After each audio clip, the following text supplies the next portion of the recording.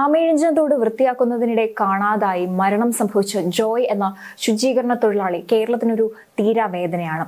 ഈ സംഭവം ഓർമ്മപ്പെടുത്തുന്നത് മാലിന്യത്തിൽ മുങ്ങി നിൽക്കുന്ന നഗരത്തിന്റെ അവസ്ഥയാണ്. ആമയിഴഞ്ചൻ തോട്ടിൽ മാലിന്യം നീക്കം ചെയ്യാനിറങ്ങിയ ജോയ് മരണപ്പെട്ടതിൽ ഇനിയെങ്കിലും അടുത്ത നടപടി സ്വീകരിക്കുന്നതിന് പകരം ഭരണ പ്രതിപക്ഷ തർക്കം രൂക്ഷമാകുന്ന സാഹചര്യമാണ് ജനങ്ങൾ കണ്ടത്.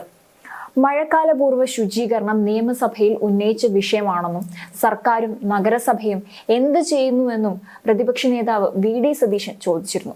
മരണത്തിന് ഉത്തരവാദികൾ സർക്കാരും നഗരസഭയും റെയിൽവേയുമാണെന്ന് കെ.പി.സി.സി പ്രസിഡന്റ് കെ. സുധാകരൻ എം.പിയും പറഞ്ഞു.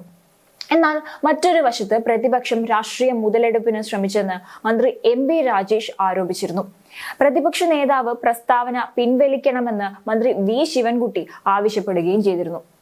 മഴക്കാല ശുചീകരണ പ്രവർത്തനം നിയമസഭയിൽ പ്രതിപക്ഷം ഉന്നയിച്ച വിഷയമാണെന്ന് പ്രതിപക്ഷ നേതാവ് വി.ഡി. സതീശൻ പറഞ്ഞിരുന്നു. സർക്കാർ നോക്കുകുത്തിയാകുന്നു, കോർപ്പറേഷനും റെയിൽവേയും തമ്മിലുള്ള പ്രശ്നം സർക്കാർ തീർപ്പാക്കണം, സംസ്ഥാനത്ത് വകുപ്പുകൾ തമ്മിൽ ഏകോപനമില്ല എന്നിങ്ങനെ പോകുന്നു പ്രതിപക്ഷ നേതാവിന്റെ വിമർശനങ്ങൾ. അതേസമയം മാലിന്യ നിർമ്മാർജ്ജനത്തിൽ അതീവ ഗുരുതരമായ വീഴ്ച വരുത്തിയതാണ് രക്ഷാപ്രവർത്തനത്തിന് പ്രതിസന്ധി സൃഷ്ടിച്ചതെന്ന് കെ.പി.സി.സി പ്രസിഡന്റ് കെ. സുധാകരൻ പറഞ്ഞു.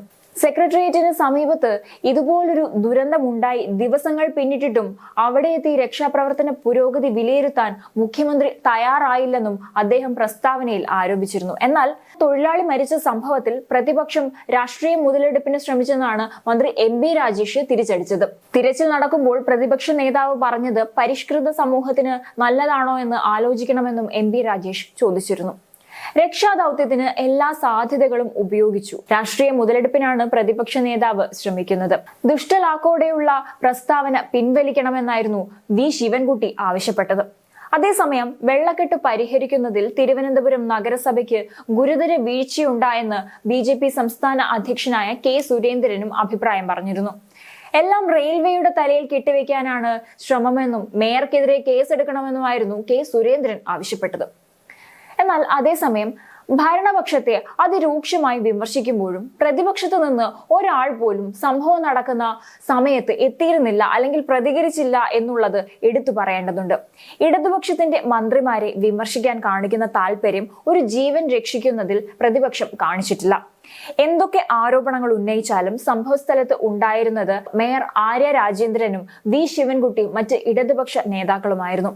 ആമയിഴഞ്ചൻ തോട്ടിൽ റെയിൽവേ ശുചീകരണത്തിന് ഏൽപ്പിച്ച തൊഴിലാളി ജോയ് മരിച്ച സംഭവത്തിൽ കുടുംബത്തിന് അടിയന്തരമായി നഷ്ടപരിഹാരം നൽകാൻ റെയിൽവേ തയ്യാറാകണമെന്ന് ആവശ്യപ്പെട്ടുകൊണ്ട് രംഗത്ത് വന്നത് എ. Rahim MP. ആയിരുന്നു. റെയിൽവേ മന്ത്രാലയത്തിന് മനുഷ്യത്വത്തിന്റെ തരിമ്പെങ്കിലും ബാക്കിയുണ്ടെങ്കിൽ ഉടൻ നഷ്ടപരിഹാരം നൽകണം.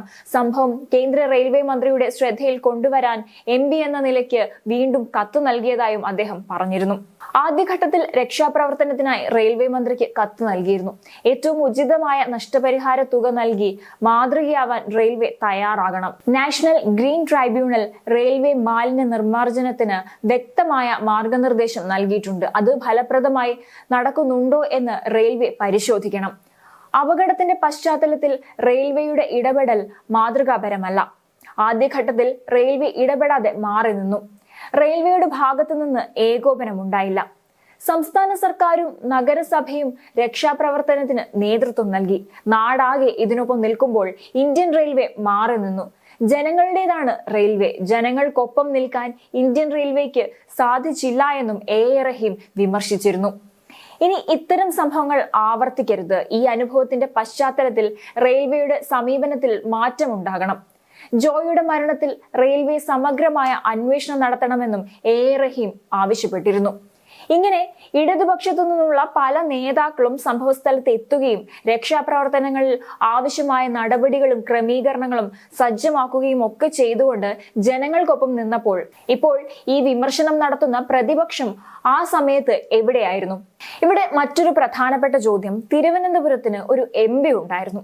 ഇത്രയേറെ പ്രശ്നങ്ങൾ നടന്നിട്ടും ഒരു മനുഷ്യജീവന് വേണ്ടി 3 ദിവസം ഫയർഫോഴ്സും പോലീസും സ്ക്യൂബ ടീമും എല്ലാം തന്നെ സംഭവസ്ഥലത്തെത്തി പരിശ്രമിച്ചുകൊണ്ടിരുന്നപ്പോൾ അവർക്കൊപ്പം പ്രതിപക്ഷം ഇപ്പോൾ വിമർശിക്കുന്ന ആര്യ രാജേന്ദ്രനും മറ്റ് ഇടതുപക്ഷ മന്ത്രിമാരും മാത്രമായിരുന്നു ഉണ്ടായിരുന്നത്. സ്ഥലത്തെത്തി വിവരങ്ങൾ തിരക്കാനോ വേണ്ട സഹായങ്ങൾ ചെയ്യാനോ നടപടിക്രമങ്ങൾ ചെയ്യാനോ ഒന്നും പ്രതിപക്ഷത്തു നിന്നും ആരും തന്നെ ഉണ്ടായിരുന്നില്ല. മാത്രമല്ല തിരുവനന്തപുരത്തിന്റെ MP എവിടെ എന്ന ചോദ്യവും ഈ സാഹചര്യത്തിൽ വളരെ പ്രസക്തമാണ്. ദിവസങ്ങളായി ഈ ഒരു സംഭവത്തിന്റെ പിന്നാലെ കേരളം മുഴുവൻ നെട്ടോട്ടം ഓടുമ്പോൾ തിരുവനന്തപുരത്തിന്റെ MP ഇത് അറിഞ്ഞിട്ട് പോലുമില്ല.